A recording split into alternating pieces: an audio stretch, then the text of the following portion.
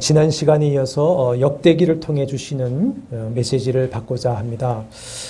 역대기는 포로 귀한 백성들이 희망을 가지고 성전과 예루살렘 성벽을 재건했음에도 불구하고 그들이 기대한 유다 왕국의 영광은 현실로 나타나지 않고 여전히 독립하지도 못하고 경제적으로도 여전히 어려움에 벗어나지 못하자 그만 시리와 절망에서 하나님과 그 약속에 대해 회의에 빠지고 자신들의 정체성마저 흔들리고 있을 때 주신 주님의 말씀이죠. 지난 시간에는 역대상 1장에서 9장까지 첫사람 아담부터 당시 귀한 자들까지 기록되어 있는 족보를 통해 주님의 메시지를 들었습니다. 선택과 섭리와 약속입니다. 선택과 섭리와 약속입니다. 여자의 후손을 통해서 구원하겠다고 하신 주님의 언약을 아담 이후에 선택하신 사람들을 통해 구속의 역사를 섭리해 오셨다고 하는 것을 족보를 통해서 보여주신 것인데 그 선택의 족보에 누가 있었습니까? 조상 아브라함, 다윗, 그리고 지금 귀환한 백성 자기들의 이름까지 있는 것을 보여주시면서 여전히 이스라엘 너희는 하나님의 택한 뭐다? 백성이요. 나는 너희의 하나님이다. 라고 하시는 것이고 아브라함과 다윗의 언약을 지금도 여전히 주님은 이루어가고 계실 것이다. 라는 것을 보여주고 있습니다. 그러니까 정체성을 족보를 통해서 뭘 회복하는가? 정체성입니다. 정체성을 회복했어요. 그리고 이제 10장 이후에 유다의 역사를 통해서 이제 백성들이 어떻게 하나님 앞에 살아가야 할 것인가를 말씀해 주고 있습니다. 오늘은 성전을 완공한 솔로몬의 기도와 그 기도에 하나님 응답된 내용을 기록한 이제 역대하 6장 7장 말씀을 통해 말씀을 받고자 하는데 성전은 이스라엘의 정체성을 나타내는 것입니다. 과거 솔로몬 성전에 비해서 재건한 스룹바벨 성전은 초라하기 그지없지만 그러나 이 성전은 이스라엘의 회복과 영광을 희망하게 합니다. 왜냐하면 예루살렘 성전에는 뭐가 있습니까? 다윗의 언약이 있기 때문에 그렇습니다. 그러나 진실로 어떻게 해야 그 영광을 회복하게 될 것이에 대한 답을 얻기 위해서 포로 귀한 백성들은 어디로 돌아가야만 했냐면 다윗과 솔로몬이 건축한 과거 성전으로 돌아가서 그 성전에서 하나님과 어떤 언약이 이루어졌는가 하는 것을 다시 들어야만 했습니다. 그래서 역대기 기록자는 다윗의 성전 건축의 열망과 그 준비, 또 솔로몬의 건축 완성까지 15장에 자세하게 기록을 했습니다. 역대기의 전체가 65장인데 15장은 4와 3분의 1에 해당하는 아주 많은 내용이죠. 그만큼 중요한 메시지다라고 하는 것이죠. 그 중에 이제 성전을 완공하고 법궤를 모신 후에 솔로몬의 기도와 그 기도에 대한 응답의 말씀이 6장과 7장인데 오늘은 제목같이 이 말씀을 통해서 우리 성도는 어떻게 인생을 경영해야 할 것인가 하는 것을 듣고자 합니다. 솔로몬 왕이 7년에 걸친 성전 건축을 완성하고 봉헌식을 합니다. 봉헌식을 하면서 온 백성들 앞에서 기도하는 내용이 6장 12절에서 42절까지인데 6장 18절 한번 보시면 하나님이 참으로 사람과 함께 땅에 계시리까 보소서 하늘과 하늘들의 하늘이라도 주를 용납하지 못하겠거늘 하물며 내가 이 건축한 이 성전이 오리까 하나님의 초월성을 인정합니다. 그러나 그 다음에 계속되는 기도의 요약은 뭐냐면 그러나 내 이름을 두리라 하신 이곳 성전을 향하여 우리가 기도할 때에 주님께서는 계신 그 하늘에서 우리의 간구를 들으시고 우리의 죄를 용서하시고 귀를 기울여 이를 돌아봐 주십시오 하는 내용입니다. 그래서 구체적으로 5가지 상황을 들어 우리의 죄를 사하시고 돌아봐 주옵소서 간구를 하는데 첫째는 6장 25절에서 26절에 범죄함으로 전쟁에 패배하고 돌아와서 성전에서 기도하면 주께서 들으시고 죄를 사하여 주옵소서 그럽니다. 둘째는 6장 26절에서 27절에 주께 범죄함으로 징계를 받아서 기근을 당하여 성전을 향하여 빌면 주께서 들으시고 죄를 사하여 주옵소서.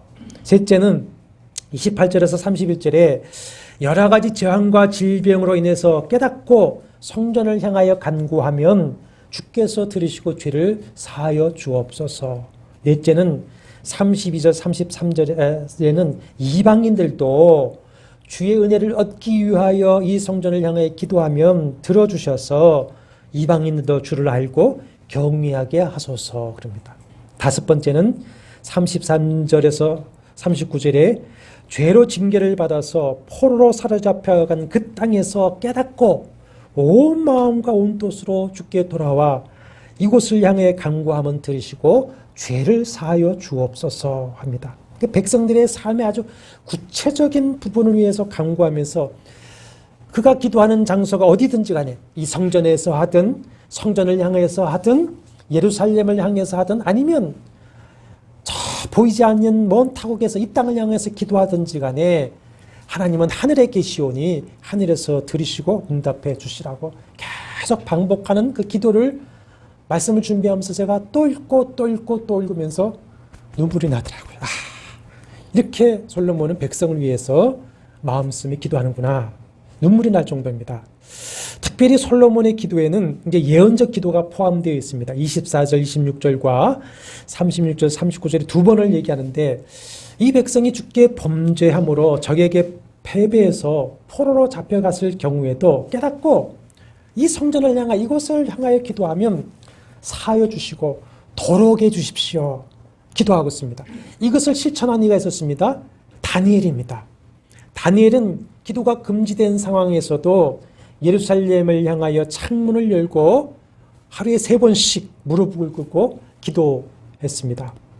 그러므로 포로지에 남아있는 백성이나 귀환한 백성들 역시 이 솔로몬의 기도 그리고 그에 대한 하나님의 응답의 말씀에 귀를 기울여야 했던 것이죠. 왜냐하면 여기에 뭐가 있습니까? 살 길이 있었기 때문에 그렇습니다. 7장 1절에 보시면 솔로몬이 이 기도를 마침에 불이 하늘에서 내려와서 그 번제물과 제물들을 사르고 여호와의 영광이 그 성전에 가득하게 됩니다. 이것은 주님의 임재요 응답의 가시적인 증거이죠. 레위기 9장에 보면은 이제 제사 제도를 계시를 받고 대제사장 첫 대제사장이죠. 아론이 제사를 드리고 백성을 향하여 손을 돌고 축복하고 제사를 마치자마자 불이 하나님 앞에서 제단 위에 내려와서 제물을 다 태웠다 그럽니다. 그래서 그 이후로는 그 불로 계속해서 하나님의 제단을 드리는 겁니다. 그 다음에 우리가 잘 아는 대로 갈멜산 엘리야의 제단에 불로 응답하셨습니다. 그리고 다윗이 속죄제사를 드릴 때에 불을 내려 응답하셨다 했습니다.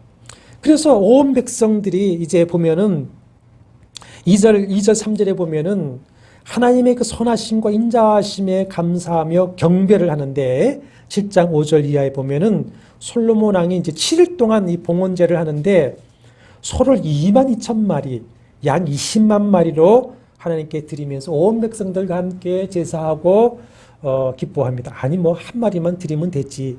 무슨 소 22,000이고 양 20만 마리를 드리는가. 왕이 왜 이렇게 많은 짐승으로 제사를 드리려 했을까요? 솔로몬이 처음에 왕이 될 때에도 제단에 있는 기브온에 가서 무슨 번제를 드렸습니까? 1,000번제를 드렸습니다. 1,000번제는 1,000일 동안 매일 드렸다는 것이 아닙니다. 1,000의 소를 드렸다라고 하는 것이에요. 그러니까 이걸 가지고 1,000일 동안 1,000번제 헌금을 드리라고 하는 것은 기복적인 겁니다. 1,000마리를 드렸으면 물론 하루에 못 드렸겠죠. 여러 날을 드려서 드렸겠죠. 그러면 왜 그 많은 짐승으로 제사를 드렸을까? 물론 하나님의 응답하심에 대한 벅차고 합당한 감사를 드리는 것이죠. 근데 또 저도 궁금증이 나서 읽은 중에 발견한 것이 뭐냐면 역대하 7장 7절에 보면은 번제물과 화목제의 기름을 드렸다 했습니다.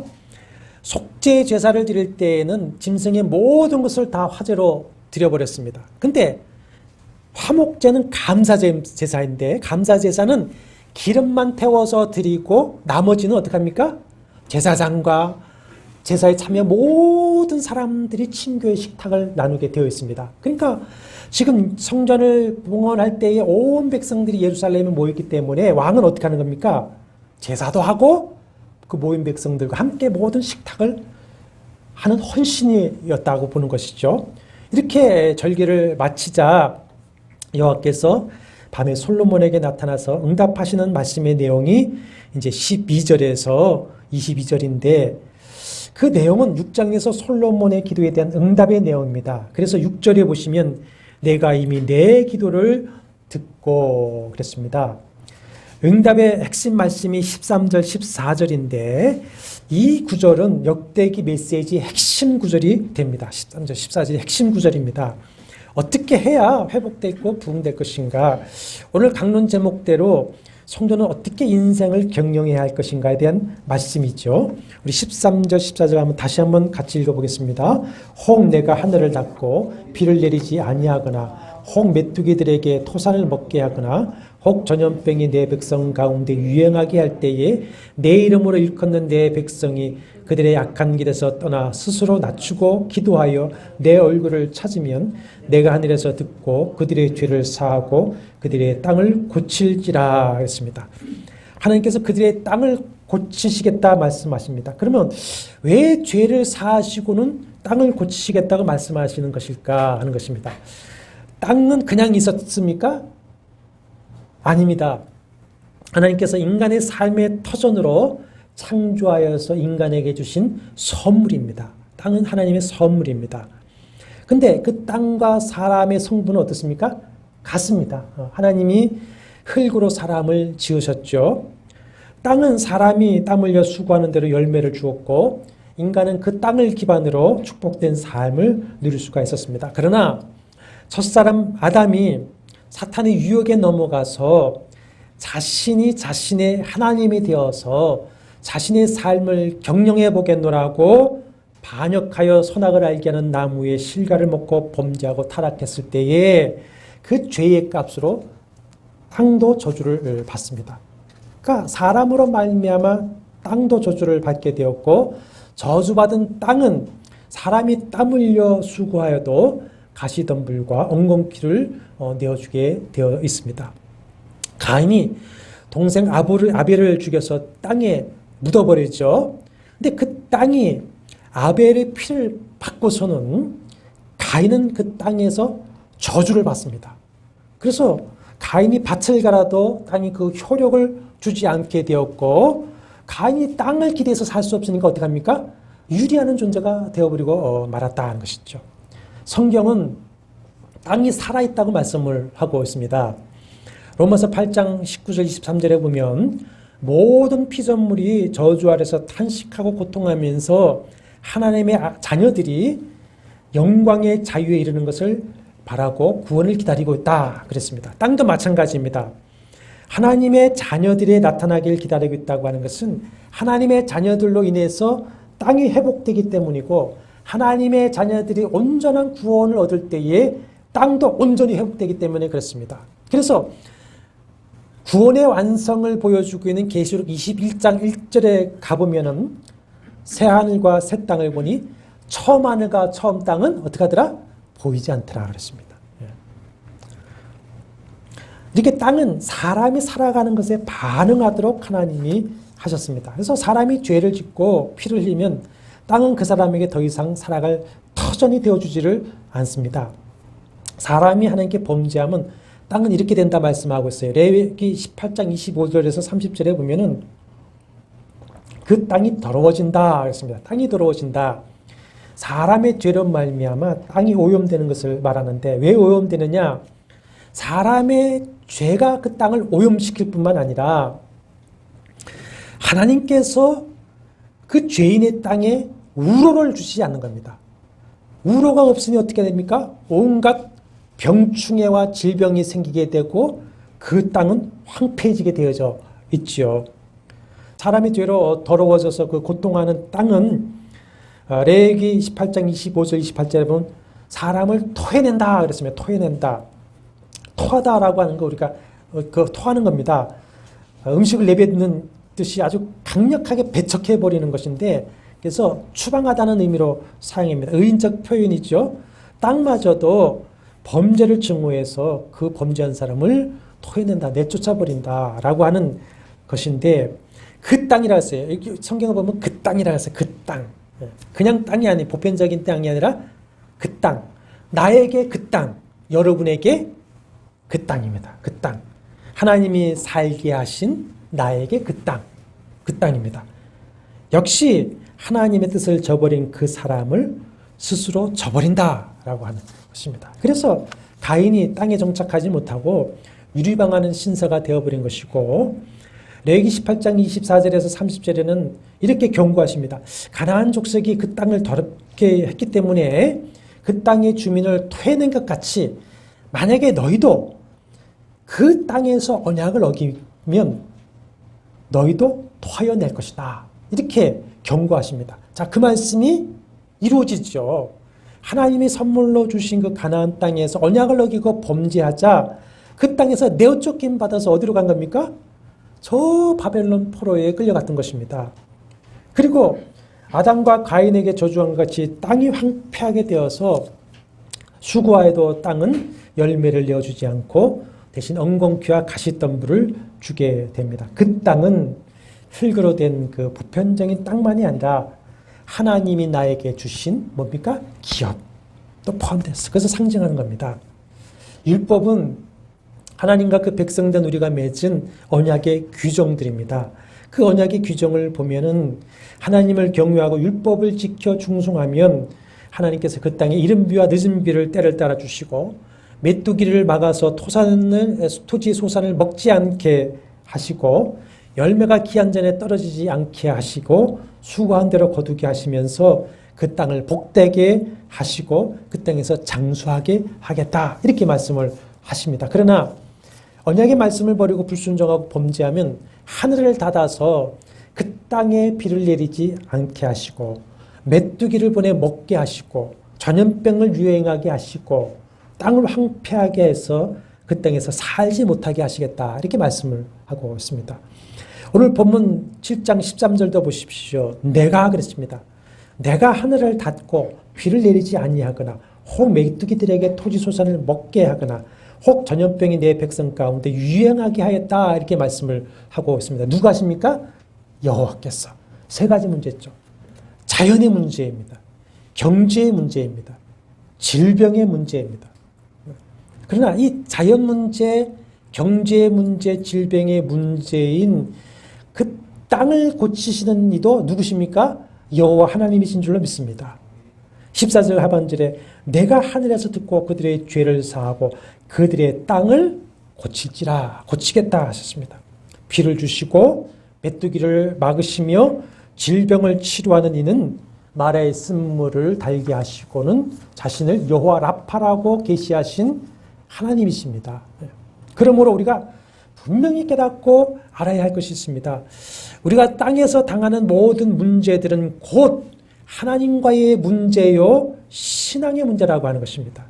하나님과 관계를 바르게 맺고 말씀대로 기뻐하는 삶을 살면 하나님께서 때를 따라 이른 비와 늦은 비를 주시고 황충을 막아주시고 질병을 치료해 주시고 나의 땅, 우리의 삶의 터전을 고쳐 복되게 해주시는 것을 믿으시기를 바랍니다.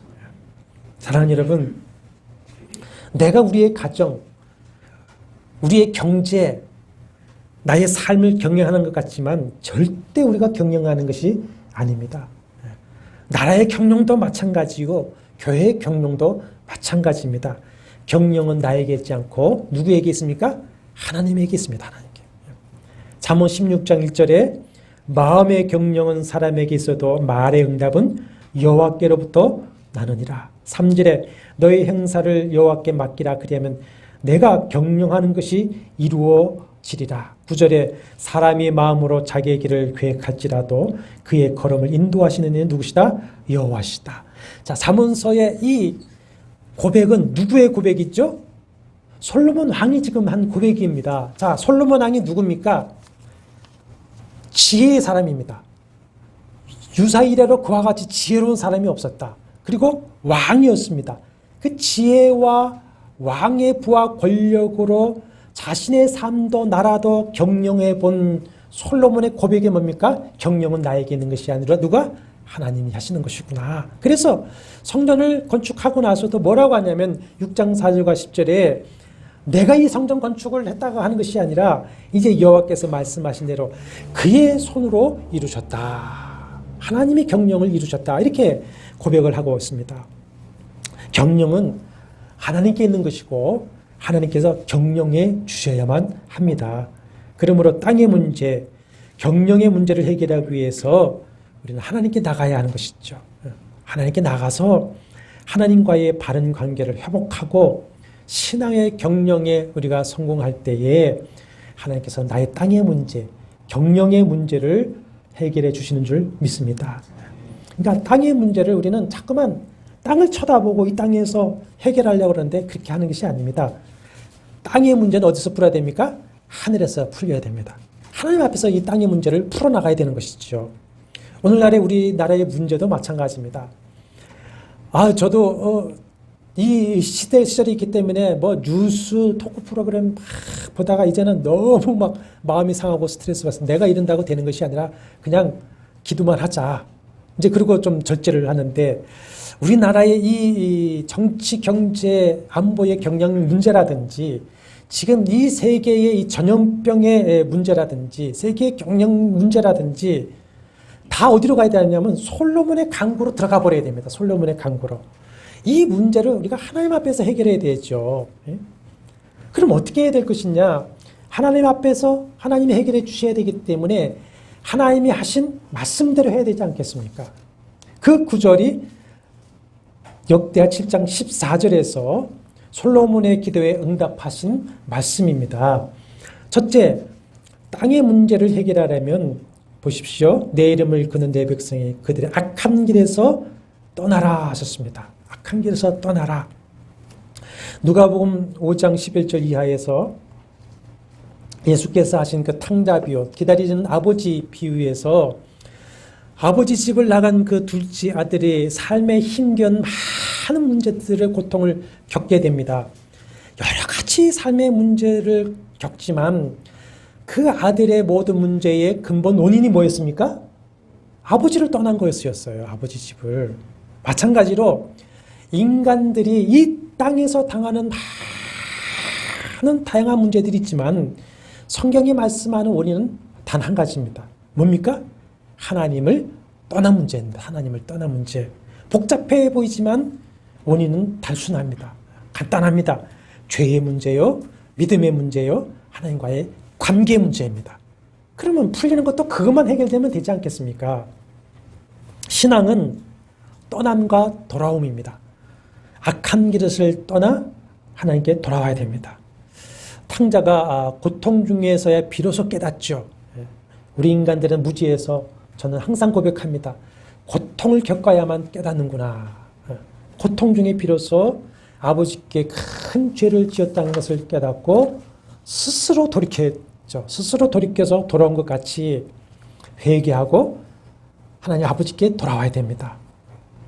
우리가 하나님 아버지께 회개하고 돌아갈 그 악한 길들이 무엇이겠습니까? 시편 1편에 보면은 악인의 꾀를 따르고 죄인의 길에 서며 오만한 자리에 앉는 것이다 했습니다.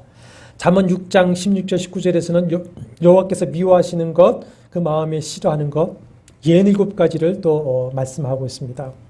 갈라디아서 5장 19절 이하는 육체의 일들을 말씀하고 있고 에베소서 2장 2절과 3절에는 육체의 욕심을 따라 세상 풍조와 공중권세 잡은 자를 따랐던 것들 말씀하고 있고 요한일서 2장 16절에서는 육신의 정욕, 안목의 정욕, 이생의 자랑이라고 하셨습니다. 모든 죄를 우리가 다 버리고 거룩해져야 되겠죠. 그러나 가장 근본적인 죄가 뭡니까? 아담의 죄입니다. 아담의 죄가 뭐죠? 하나님을 부정 부인하고 떠났던 죄, 탕죄의 죄입니다.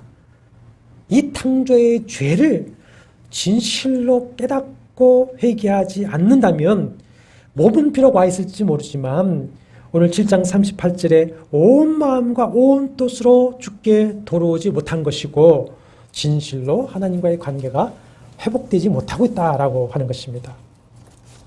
현대 그리스도인들이 회개할 여러 가지가 있겠지만은 첫째는 너무나 주의 말씀을 가볍게 여겨 청종하지 않고 불순종하면서 말씀대로 살지 않는다라고 하는 것입니다. 여전히 자신의 욕심을 따라서 세상의 방법과 세상 가치대로 살아가고 있다. 둘째는 주의 날을 소홀히 하고 범죄하는 겁니다. 생각해 보십시오.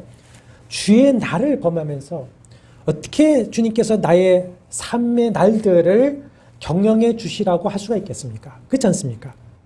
주의 일을 소홀히 하고 전인격으로 주님을 섬기지 않고 안일하게 자의적인 신앙생활을 하면서 어떻게 주님이 나의 삶을 경영해 주셔야 되냐, 복을 주셔야 되겠냐. 그거를 회개할 때에만이 진정 성령께서 모든 것이 합력하여 선을 이루게 하시는 하나님의 경영이 우리에게 일어나는 거예요. 하나님의 경영이. 그걸 회개할 때만 일어납니다. 두 번째로 땅의 문제를 해결하려면 둘째로 보면 스스로 낮추라 그랬습니다. 산에 벼락이 떨어질 때 벼락을 맞는 나무는 높은 나무죠. 그렇죠? 예. 하나님의 매를 맞는 사람은 어떤 사람? 목이 빳빳하게 곧게 서 있는 사람, 교만한 사람입니다. 자신의 땅, 자신의 가정, 자신의 사업, 자신의 인생을 자신이 경영할 수 있다라고 하는 오만의 고개를 들고 다니는 사람은 하나님 매를 한번 맞게 되어져 있습니다. 물은 마음의 교만한 자를 여호와께서 미워하신다고 하셨고 사람의 마음의 교만은 멸망의 선봉이라 교만이 오면 욕도 온다고 말씀을 잠언은 쭉 하고 있습니다. 우리가 남보다 좀 물질이 있다고, 남보다 조금 더 배웠다고, 좀 더 나은 학교를 나왔다고, 내가 좀 더 지위가 높다고 사람 앞에 오만하고 하나님 앞에 교만하면 그때부터 거기서부터 땅의 문제가 생기게 되어 있습니다. 그리고 땅이 그를 토해내게 됩니다. 베드로전서 5장 5절에 보면 하나님은 교만한 자를 대적하시되 겸손한 자에게 은혜를 주시느니라. 그러므로 뭐라고 하십니까? 주님이 스스로 어떻게 하라? 낮춰라. 스스로 겸손해져라. 스스로 겸손하라. 솔로몬은 그 주님께 기도할 때 한번 보십시오. 사람이 우쭐하지 않겠습니까? 자기의 왕궁을 호화롭게 지었습니다. 성전을 7년 만에 거대한 성전을 황금으로 지었습니다.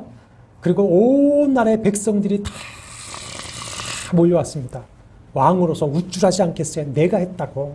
내 이 업적을 보라고 할 것 같지만 6장 19절에서 21절에 보면은 주님 앞에 기도할 때 자신을 뭐라 하냐면 5번이나 주의 종이라고 하는 주의 종. 주의 종입니다. 종놈입니다. 종놈. 노예입니다. 노예. 그렇게 왕이 아니라 하나님의 종으로서 스스로 낮추고 기도하고 있습니다. 그랬더니 하나님이 들으셨다는 것이죠. 스스로를 낮춘다고 하는 것은 나의 나됨을 인정하는 겁니다. 내가 죄인 됐고 그리고 하나님을 하나님으로 인정하여 높여드리는 것이고 하나님을 하나님으로 인정하고 높여드릴 때에 하나님께서 내 인생을 경영해 주시는 것이죠. 땅의 문제를 해결하려면 세 번째로 기도로 하나님의 얼굴을 찾아야 됩니다. 말씀 보시면 기도하여 내 얼굴을 찾으면 내가 하늘에서 듣고 그들의 죄를 사하고 그들의 땅을 고칠지라. 문제가 있다고 하는 것은 지금 내 능력이 부족하다는 것 아닙니까? 내 힘과 능력으로 되지 않는다고 하는 것인데 그럼에도 불구하고 우리가 하나님 앞에 엎드리지 않는다고 하는 것은 우리의 교만입니까? 자만입니까? 어리석음입니까? 무지입니까? 게으름입니까? 불신앙입니까? 땅을 고치는 역사는 기도의 무릎에 달려 있습니다. 기도는 하나님이 우리에게 주신 은혜의 방편입니다. 하나님과 교제할 수 있는 은혜의 방편. 하늘 문을 여는 것이고요. 기도로 하나님의 얼굴을 찾는 것이고요. 하나님의 손을 잡는 것이고 기도는 나의 모든 경영을 하나님께 의뢰하는 것입니다. 그래서 6장 38절 말씀대로 온 마음과 온 뜻으로 주께 돌아와서 기도하면서 주님의 얼굴을 구하면 뭐 해주시는 겁니까? 우리의 죄를 사해 주시고 그것이 먼저입니다. 그리고 땅을 고쳐 주신다. 기도할 때에 성령의 감동하시는 말씀이 주어질 것인데 그 말씀에 순종하면 누가 역사하십니까? 성령께서 모든 것이 합력하여 선을 이루어 주시는 역사를 통해 우리의 경영의 문제, 땅의 문제가 고쳐지는 것을 여러분 믿으시길 바랍니다. 여러분 잘 아시는 김진원 목사님, 저도 존경하는 목사님인데, 그 간증에 하면 옛날 얘기죠. 청계천 그 할빈교회의 교인들을 데리고 남양만 개척지로 이주를 했습니다. 근데 그 남양만 개척지가 바다를 메운 것이기 때문에 소금기가 배어있는 땅이죠. 소금 그 치작이니까 땅에 모를 심었지만 배가 잘 자랄 일이 없죠. 소금기가 있으니까. 근데 그 해에 수확을 2배나 했다고 합니다. 간척지 염 땅에서 소출이 2배나 됐다는 소문이 퍼지니까 농촌진흥청에서 관심을 가지고 나와서 무슨 농법을 도대체 사용했기 때문에 이 염 땅에서 풍년을 거둬들였느냐 이렇게 조사를 하니까 김진원 목사님의 대답은 기도 농법을 했다. 무슨 농법이요? 기도 농법을 했다. 아주 그분의 말 표현이 기도 농법 했지. 기도 농법. 염기가 땅에 올라와서 배가 이제 빨갛게 타 죽을 때 되면은 뭐 하는 겁니까? 온 교인이 함께 기도하면 하나님이 비를 내려주시더라 이거예요. 비가 와서 또 염기를 씻어내고 또 올라올 때 되면 기도해서 비를 씻어내고 해서 수확을 했다라고 하는 것입니다. 하나님께 의뢰하니까 하나님이 그 땅의 주인이 되셔서 경영해 주신 것이지요. 아멘이십니까? 여러분 우리가 이 기도의 은혜를 믿으시길 바랍니다. 기도로 하는 농사, 기도로 하는 경영에 사람들이 생각하지 못하고 계획하지 못했던 일들이 일어났다고 하는 것은 우리 모두가 갖고 있는 간증이지 않습니까? 그러니까 하나님께서 경영에서 모든 것을 합력하여 선을 이루시는 역사이신 것이죠. 말씀을 마치려고 합니다. 가정을 경영하고 사업을 경영하고 또 직장을 섬기는 무거운 짐을 진 여러분, 때로는 인생 경영에 지친 여러분, 수고하고 무거운 그 경영의 짐을 다 주님께 맡기고 주님께 의뢰하시기를 바랍니다. 땅의 문제는 단순히 땅의 문제가 아닙니다. 하늘이 움직여야 땅의 문제가 풀리는 것입니다. 그러니까 우리의 인생 경영, 경제 경영은 신앙으로 하는 겁니다. 그러므로 먼저 신앙 경영에 성공하셔야만 합니다. 그리고 남은 삶 전체의 경영을 오직 믿음으로 신앙으로 경영해 나가시기를 바랍니다. 하나님께 여러분의 인생 경영을 다 맡겨 버리시기를 바랍니다. 너의 행사를 여호와께 맡기라. 그리하면 내가 경영하는 것이 다 이루리라. 살든지 죽든지 뜻대로 하시옵소서. 모든 경영을 주님께 맡기면 주님이 그 경영을 받으시고 주의 손으로 경영하시는 것입니다. 사랑하는 여러분, 우리 모두가 신앙 경영의 성공자가 되어서 남은 세계 인생 경영의 승리자가 되어지시기를 주의 이름으로 축복합니다.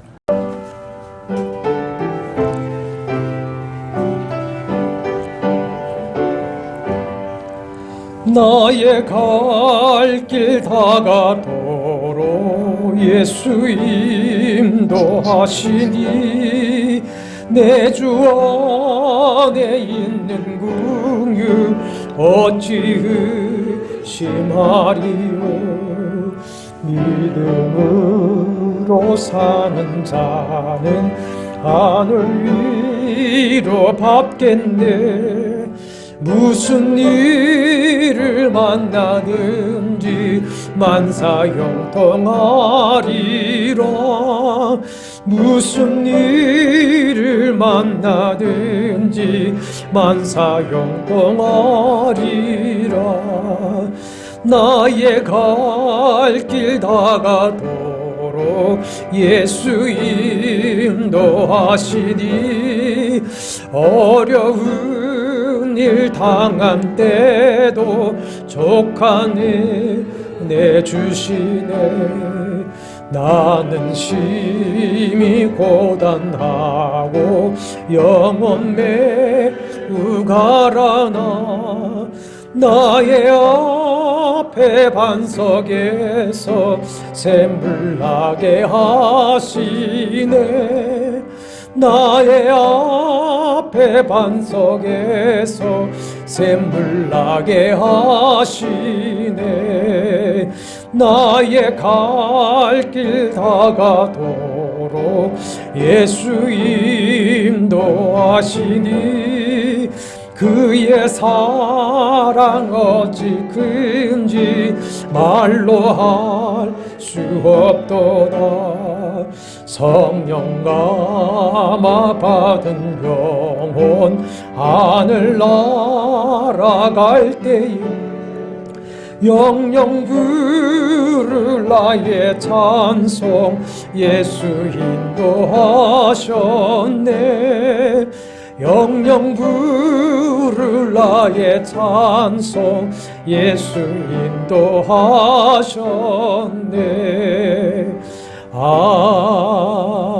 아멘. 여호와는 내게 복을 주시고 너를 지키시기를 원하며 여호와는 그의 얼굴을 내게 비추사 은혜 베푸시기를 원하며 여호와는 그 얼굴을 내게로 향하여 드사 평강 주시기를 원하노라. 주 예수 그리스도의 은혜와 하나님의 사랑과 성령의 교통하심이 너희 무리와 함께 있을지어다. 아멘.